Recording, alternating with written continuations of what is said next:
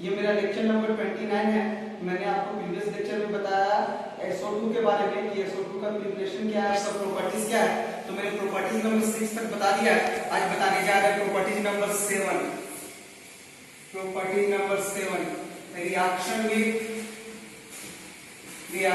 With sodium hydroxide NaOH। लिखते हैं कि SO2 reacts with NaOH to form sodium sulfite, which further reacts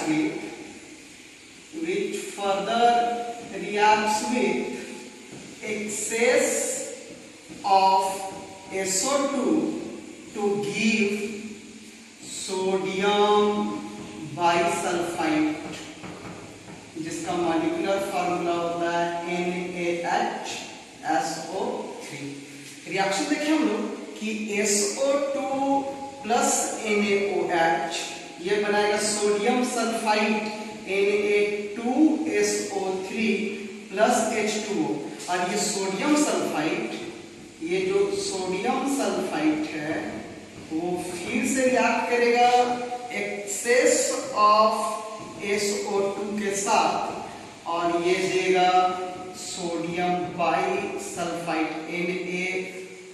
NaHSO3 जिसका नाम है सोडियम बाइसल्फाइड। रिएक्शन को बैलेंस करते हैं।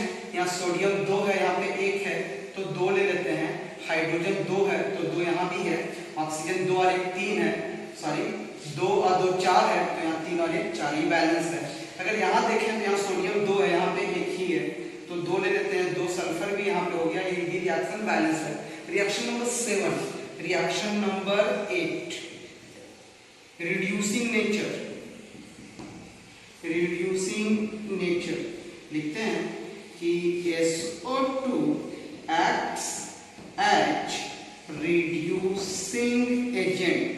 अगर हम लोग एग्जाम्पल का बात करें रिड्यूसिंग एजेंट का तो हम लोग ले लेते हैं एग्जाम्पल कि SO2 रिड्यूसेस, SO2 जो है रिड्यूस कर देगा किसको, तो फेरिक सल्फेट को Fe2SO4 का होल 3 इनटू FeSO4 में। ये फेरिक सल्फेट है, ये फेरस सल्फेट है। यहाँ पे इसका ऑक्सीडेशन नंबर +2 है और इसमें आयरन का ऑक्सीडेशन नंबर +3 है। तो देख लीजिए decrease in oxidation number is called reduction. हम लोग जानते हैं कि रिड्यूसिंग एजेंट वो स्पीशीज होता है जो दूसरा को रिड्यूस करके खुद ऑक्सीडाइज होगा।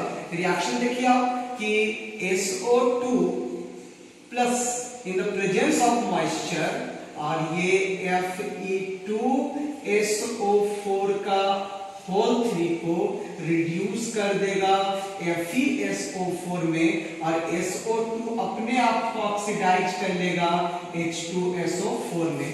ये यहाँ पे काम किया रिड्यूसिंग एजेंट का। यहाँ पे सल्फर का ऑक्सीडेशन नंबर आप देख सकते हैं +4 है और यहाँ पे आप ऑक्सीडेशन नंबर देख सकते हैं +6 है और यहाँ पे आयरन का ऑक्सीडेशन नंबर +3 है और यहाँ पे ऑक्सीडेशन नंबर +2 है। तो यहाँ पे देखिए रिड्यूसिंग एजेंट का काम किया कि इसको रिड्यूस किया और अपने आप को ऑक्सीडाइज किया। कैसे रिड्यूस किया, तो डिक्रीज इन ऑक्सीडेशन नंबर, अपने आप को क्या किया, ऑक्सीडाइज किया। कैसे, तो increase in oxidation number. Next देखते हैं हम लोग number 9, oxidising action, oxidising nature. लिखते हैं कि SO2 can also act as oxidising agent का। एक क्वेश्चन पूछता है बच्चा कि SO2 जो है वो ऑक्सीडाइजिंग एजेंट का भी काम करता है और रिड्यूसिंग एजेंट का भी काम करता है। ऐसा क्यों, क्योंकि SO2 में सल्फर का ऑक्सीडेशन नंबर जो होता है वो +4 होता है। तो हम जानते हैं कि सल्फर -2 +2 +4 +6 कर सकता है, तो +4 है तो इंटरमीडिएट ऑक्सीडेशन स्टेट है इसका, मींस अपना ऑक्सीडेशन नंबर +6 भी इंक्रीज भी कर सकता है और +2 भी कर सकता है, मतलब डिक्रीज भी कर सकता है। इसीलिए सल्फर ऑक्सीडाइजिंग एजेंट का भी काम करता है रिड्यूसिंग एजेंट का, क्योंकि ये अपना ऑक्सीडेशन नंबर घटा भी सकता है और बढ़ा भी सकता है। तो SO2 can also act as oxidising agent. Example अगर देखें तो ए नंबर कि SO2 oxidises H2S into S। कैसे? तो यहाँ पे सल्फर का ऑक्सीडेशन नंबर -2 है और यहाँ पे देखें तो 0 है। देख लीजिए, इंक्रीज इन ऑक्सीडेशन नंबर, ये आपका ऑक्सीडेशन है। अगर हम लोग रिएक्शन देखें तो H2S प्लस SO2 ये क्या करेगा, S प्लस H2O।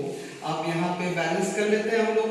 यहाँ पे ऑक्सीजन 2 है तो यहाँ पे 2 ले लेते हैं, यहाँ पे हाइड्रोजन 4 है तो यहाँ पे 2 ले लेते हैं, और सल्फर हो गया 2 और 1 3 तो यहाँ पे 3 ले लेते हैं। B number SO2 oxidises Mg into MgO में। आप रिएक्शन देखिए कि Mg प्लस SO2 ये बनाएगा MgO प्लस MgS।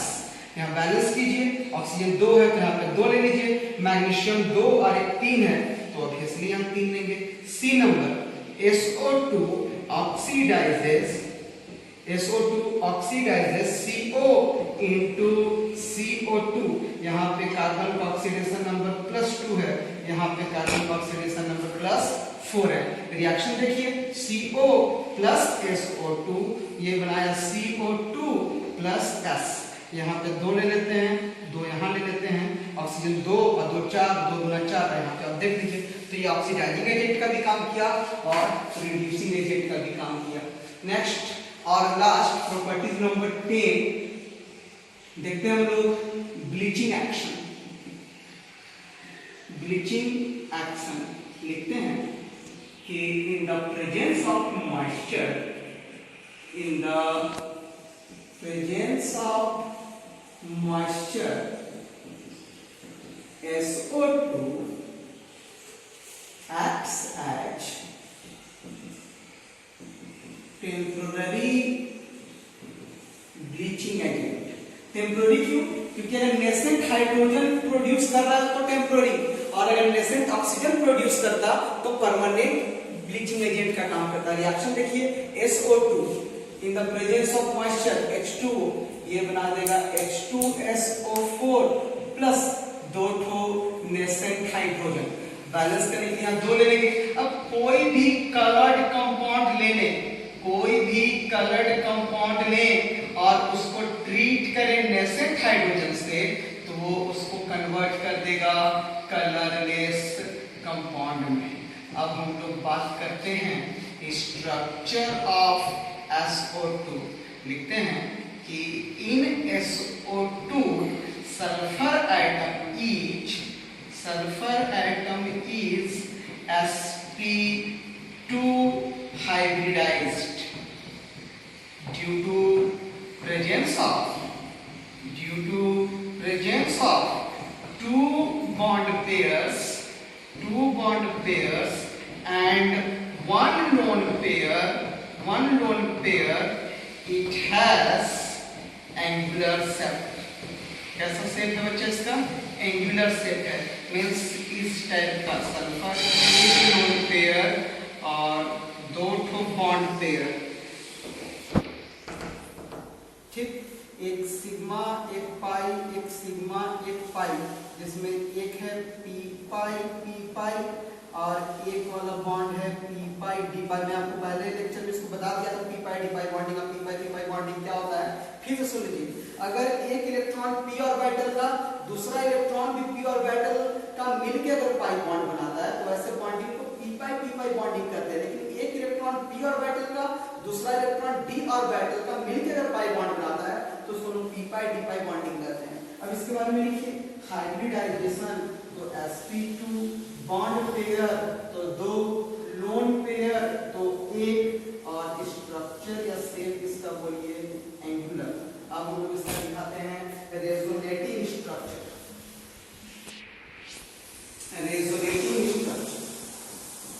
या रेजोनेंस दिखाते हैं लोग SO2। तो SO2 का अगर देखें तो कुछ इस टाइप का शेप होता है। आप इलेक्ट्रॉन गिन लीजिए कि 1 2 3 4 5 6 और एक 7, एक ज्यादा है तो माइनस। यहाँ पे दिए 1 2 3 4 5 6, न ज्यादा है न कम है, कोई चाहिए। सल्फर का दिए 1 2 3 4 5, एक कम है तो एक दिया हुआ है एक प्लस।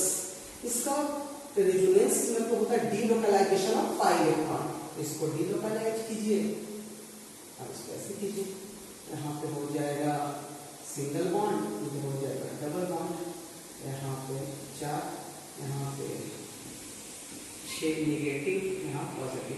इसका अगर हाइब्रिड स्ट्रक्चर देखें तो कुछ इस टाइप का दिखेगा, मतलब दोनों बॉन्ड को हम लोग डीलोकलाइज कर सकते हैं।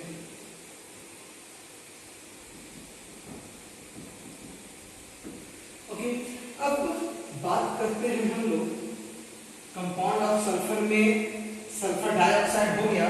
नेक्स्ट कंपाउंड हम लोग पढ़ेंगे H2SO4, नाम है इसका sulphuric acid.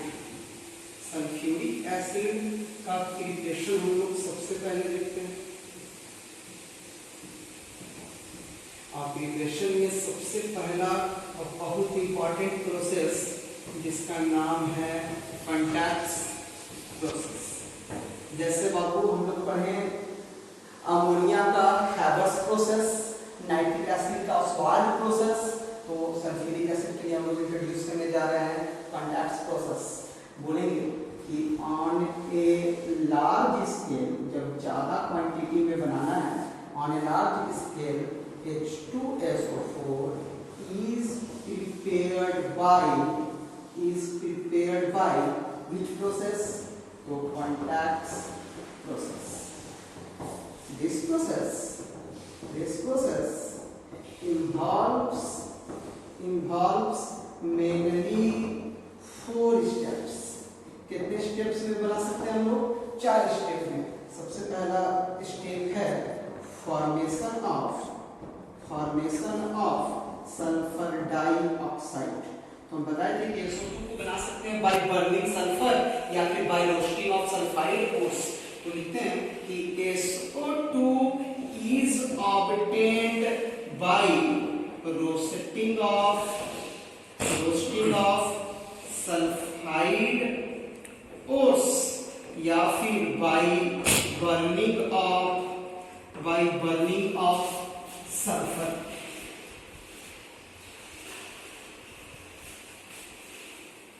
By burning of sulfur in the presence of oxygen. In the presence of dioxygen. अगर हम लोग रिएक्शन देखें तो लिख सकते हैं कि S प्लस O2 बर्न करेंगे, ये बन जाएगा SO2, या फिर 2ZNS प्लस O2, ये बना देगा ZNO प्लस SO2। बैलेंस करते हैं, 2 ले लेते हैं यहाँ भी, अब सल्फर 2 है तो यहाँ भी 2 ले लेते हैं, ऑक्सीजन 6 है तो यहाँ 3 ले लीजिए। या फिर आयरन पायराइट का भी रोस्टिंग कर दें हम लोग, this one iron pyrite roasting कर दीजिए तो ये बना देगा Fe2O3 प्लस SO2। बैलेंस कर लेते हैं यहाँ पे, ये अब ये था स्टेप 1। स्टेप 2 हम लोग को मिल गया SO2। Step 2 bye formation of SO3 sulphur trioxide. लिखते हैं SO3 is obtained by catalytic oxidation of किसका? Sulphur dioxide. ले लीजिए आप SO2 catalytically oxidized in the presence of catalyst.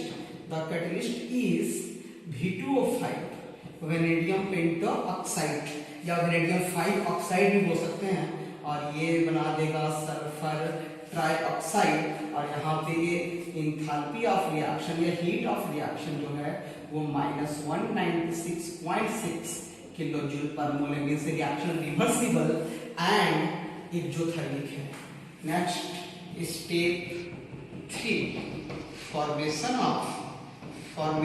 Of oleum.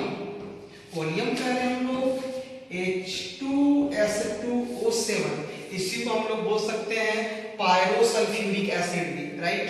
अब रिएक्शन देखिए आप क्या करते हैं कि SO3 is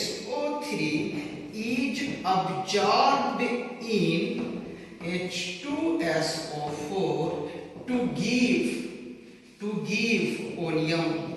रिएक्शन देखिए आप कि SO3 प्लस H2SO4 ये बना देगा H2S2O7। The name is pyrosulfuric acid या we can call also what oleum, right. तो ये बन गया oleum. Last step, final step जिसको हम लोग देखने जा रहे हैं कि ओलियम को डिसॉल्व कर देते हैं वाटर में तो हम लोग को मिल जाता है 2 mole of sulphuric acid. Step 4 and final step की formation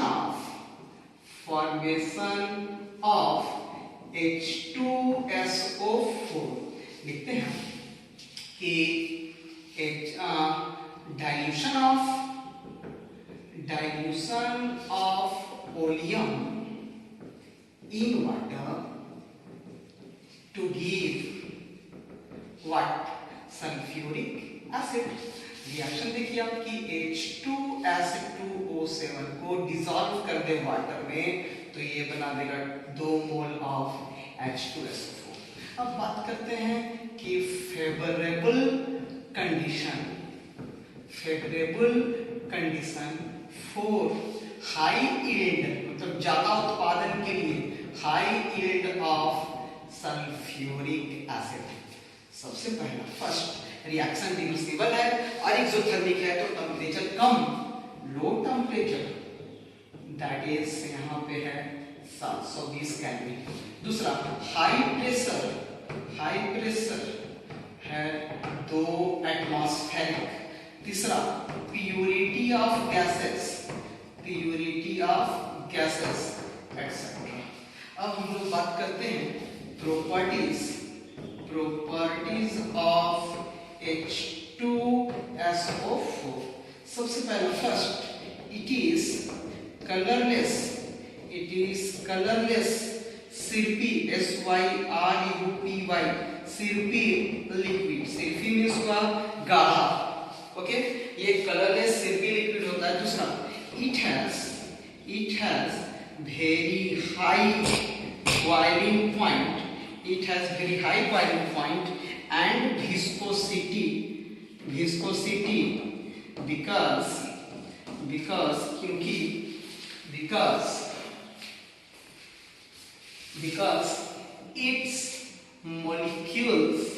because its molecules are associated with intermolecular hydrogen bonding. अब एक टर्म आपको समझ में नहीं आ रहा यहाँ पे विस्कोसिटी का, राइट। विस्कोसिटी कहते हैं हम लोग कि वैसा फोर्स जो फ्लो ऑफ लिक्विड को अपोज करता है तो उस फोर्स को हम लोग विस्कस फोर्स कहते हैं और उस प्रॉपर्टी को हम लोग विस्कोसिटी कहते हैं। हिंदी में कहते हैं श्यानता, राइट। आपको फिजिक्स में पढ़ना होगा विस्कोसिटी, अबाउट विस्कोसिटी के बारे में, राइट। तो हम लोग देख रहे थे इंटरमॉलिक्यूलर। तो यहाँ पर आप देख लीजिए कि सल्फर डाइऑक्साइड में सॉरी H2SO4 में इसके जो मॉलिक्यूल्स होते हैं वो इंटरमॉलिक्यूलर हाइड्रोजन बॉन्डिंग से एसोसिएट होते हैं, जुड़े होते हैं।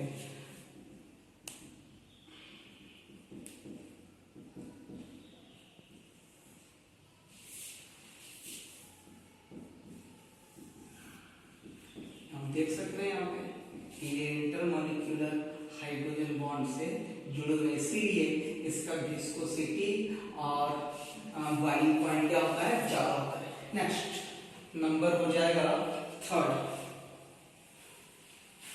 नंबर देखिए तो थर्ड नंबर देखते हैं डिहाइड्रेटिंग नेचर। डिहाइड्रेटिंग नेचर लिखते हैं कि concentrated H2SO4 has very high affinity, affinity means होता है चाहत लगाव, affinity attachment, ठीक। H2SO4 has very high affinity for किसके प्रति, वाटर, hence इसीलिए it acts as strong dehydrating agent. कुछ रिएक्शन देखें, जैसे ग्लूकोज C6H12O6, राइट।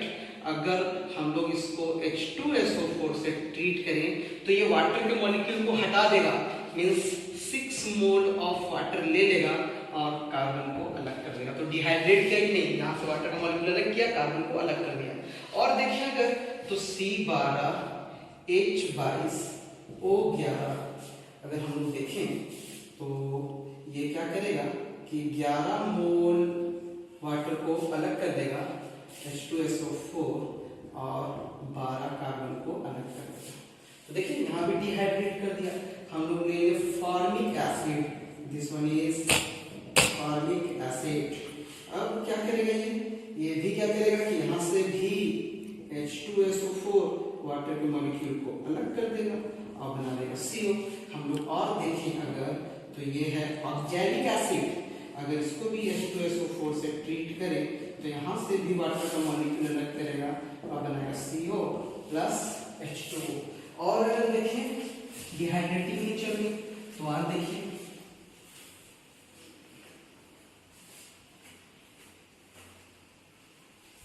ले लेते हैं हम लोग इथेनॉल C2H5OH। अगर हम लोग इसको H2SO4 से ट्रीट करें तो H2O अलग और ये बना देगा इथेन। अगर और देखें इसको ज्यादा मात्रा में लेंगे, C2 2 मोल ले लें और H2SO4 तब ये बनाएगा C2H5OC2H5 और ये भी H2O को अलग कर देगा और ये बनाया डाइइथाइल ईथर, राइट। अब हम लोग बात किए इसका properties number 3, properties number 4, reaction with NaOH। लिखते हैं कि H2SO4 forms 2 series of salts with H2SO4। Reaction देखिए आप, 2 सीरीज का सॉल्ट बनाएगा NaOH प्लस H2SO4। ये सबसे पहले बनाएगा NaHSO4 प्लस H2O। और अगर फिर से हम लोग NaHSO4 प्लस अगर हम लोग देखें H2SO4 तो ये बना देगा या NaHSO4 प्लस H2SO4 और अगर 2 मोल ले ले NaOH प्लस H2SO4 तब ये बना देगा Na2SO4 प्लस H2O। बैलेंस देख लेते हैं हम लोग। यहाँ पे हाइड्रोजन 2 और 1 3 है, यहाँ भी 3 है। ऑक्सीजन 4 और 1 5 है, यहाँ भी 4 और 1 5 है। यहाँ देखें तो 2 है तो यहाँ भी 2 है और यहाँ पे ऑक्सीजन 4 और 2 6 है, यहाँ 4 है और 2 यहाँ पे 2 ले लेंगे तो ये हो गया एक सोडियम बाइसल्फेट और एक sodium sulphate. Reaction number 5, reaction number 5 में अगर देखें हम लोग तो ऐसा देख सकते हैं कि रिएक्शन विथ